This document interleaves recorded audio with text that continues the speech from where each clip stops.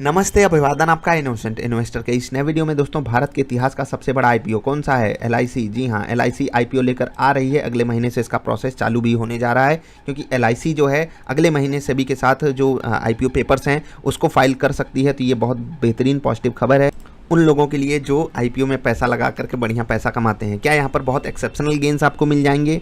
उसके चांसेस कम है, लेकिन यहाँ गेन काफ़ी लोगों को मिलेगा। अगर आप परसेंटेज टर्म्स की बात हटा दें तो जो रियल वैल्यू के टर्म्स में गेन्स होते हैं वो यहाँ पर बहुत बड़े मिलने के आसार हैं, क्योंकि सरकार जब भी अपनी किसी कंपनी का आईपीओ लेकर आती है तो वैल्यूएशन बहुत ही रीजनेबल रखती है। और यहाँ पर सबसे अच्छी बात है कि एलआईसी सरकार की हीरा कंपनी है। क्यों, आपको समझाएंगे हम।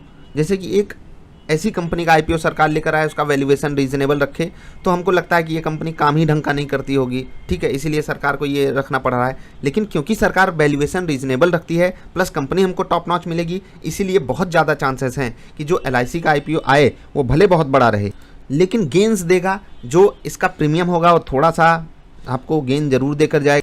कितना गेन मिलेगा वो तो आने वाला वक्त बताएगा। कुछ लोग तो कह रहे हैं कि 40 से 50% तक का भी प्रीमियम आपको एलआईसी का जो आईपीओ है दे सकता है। बाकी ये तो आने वाली बात होगी। अब बात करते हैं एलआईसी एकदम टॉप नॉच कंपनी सरकार की क्यों है।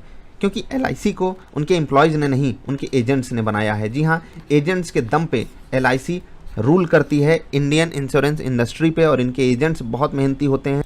आपको ये बात तो पता है, ग्रामीण से ग्रामीण इलाके में, बड़े से बड़े शहरों में इनके एजेंट्स की जो पहुँच है वो दोस्त काबिले तारीफ़ है। इनके डेवलपमेंट ऑफिसर्स, इनके एजेंट्स काफ़ी मेहनत करते हैं।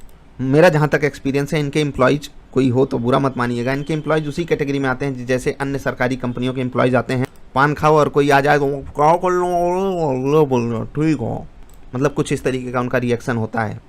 लेकिन जो यहाँ पर प्राइवेट तर्ज पे काम होते हैं, डेवलपमेंट ऑफिसर्स, इनके एजेंट्स जो कमीशन बेस पे काम करते हैं, वो काफ़ी मेहनत करते हैं और उन्हीं के दम पे एलआईसी खड़ी है। उन्हीं के दम पे ये कई सालों से कारनामे करते आ रही है। इवन जब से ये खुली है तब से पूरा पर्पस कंप्लीट कर रही है। भारत की इंश्योरेंस ज़रूरतों को देखते हुए ये कंपनी बनाई गई थी और अभी तक इसने इतिहास ही रचा है, कहीं पर भी हमको निराश नहीं किया है। अब आईपीओ में भी अगर हमारा दिल खुश कर दी ये कंपनी तो समझ लीजिए चांदी चांदी है। अभी इसकी मतलब इसकी टक्कर की कंपनियां कौन सी हैं बाजार में? ICICI prudential life, HDFC life और एसबीआई लाइफ।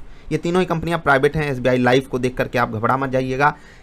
एक चीज़ ध्यान रखिए, ये तीनों जो कंपनियां मैंने आपको बताई ना एलआईसी के अलावा, ये तीनों मुझे बहुत टॉप नॉच लगती हैं।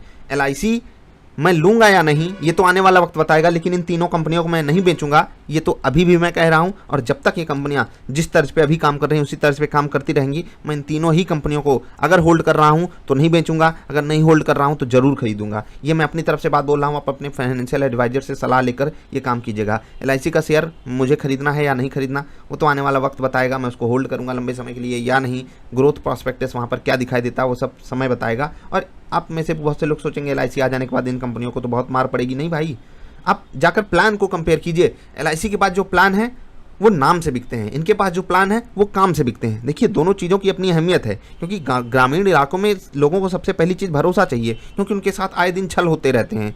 उनको नहीं पता कि मैं एचडीएफसी लाइफ में कराऊंगा तो एचडीएफसी कैसी कंपनी है। भले भारत की सबसे मोस्ट वैल्यूएबल फर्म है एचडीएफसी, लेकिन उसके बावजूद भी उनको वो भरोसा दिलाना आसान नहीं होगा जब तक जो भरोसा उनको सरकारी किसी कंपनी पे हो जाता है। इसीलिए एलआईसी का अलग जगह परचम लहराता है, इन कंपनियों का अलग जगह परचम लहराता है। आप ये मत सोच लीजिएगा कि एलआईसी आ जाने के बाद ये कंपनियों का बिजनेस खत्म हो जाएंगे। इंडिया में बहुत बड़े बिजनेस की अपॉर्चुनिटी है, आपको ये बातें तो पता ही होंगी, ठीक है। तो अब ओवरऑल सिनारियो में ये वीडियो आपके लिए क्यों थी? पहला, आपको 3 हीरे स्टॉक्स मिले जिनको आपको खरीदना ही चाहिए मेरे हिसाब से। एलआईसी के आईपीओ के लिए आपको तैयारी करके रखनी चाहिए। प्लस अब आपसे एक सवाल पूछ रहा हूँ, आप में से बहुत से लोग होंगे जिनके पास एलआईसी का कोई ना कोई प्लान होगा या उनकी फैमिली में कोई प्लान होगा। क्या आप लोग प्लान का नेम बता सकते हो नीचे? मैं जानना चाहता हूँ कि एलआईसी अपने ज़्यादातर कौन से प्लान्स बेच रही है, और ज़रा सी आप मतलब उसकी रिक्वायरमेंट प्लान से ही पता चल जाएगा वो तो। बस प्लान नेम। मैं आप में से अगर किसी के पास भी एलआईसी हो तो मैं 10-15 लोगों से चाहता हूँ कि वो कॉमेंट ज़रूर करें प्लान उनका किस नाम से उनको थमाया गया है, और जो डिटेल्स होंगी वो तो हम चेक कर ही लेंगे। कुछ बातें ये भी चल रही हैं, जिनके पास प्लान होगा उनको अलग से एक छूट मिलेगी आईपीओ में, हो सकता है उनको ज़्यादा चांसेस रहे आईपीओ मिलने के। बाकी पिछले हफ्ते एलआईसी के एक बहुत ही बेहतरीन प्लान के बारे में मैंने डिस्कशन किया था। आई होप आपने वो वीडियो जरूर देखी होगी। एलआईसी व्यय वंदना योजना वाली बहुत ही कमाल की वीडियो है, बहुत ही कमाल का प्लान है, जरूर देखिएगा। अगर आप में से किसी को भी समझ में आता है तो लेना जरूर चाहिए। खासकर उन लोगों के लिए है वो प्लान जो थोड़ी सी उम्र में बड़े हो चुके हैं और अपनी रिटायरमेंट प्लानिंग करना चाहते हैं। जाकर देख लीजिएगा, जो सवाल पूछा उसका जवाब दे दीजिएगा। वीडियो पसंद आए तो लाइक कर दीजिएगा और हम जल्दी मिलते हैं आपसे आने वाली ढेर सारी वीडियोज़ में। तब तक के लिए नमस्कार।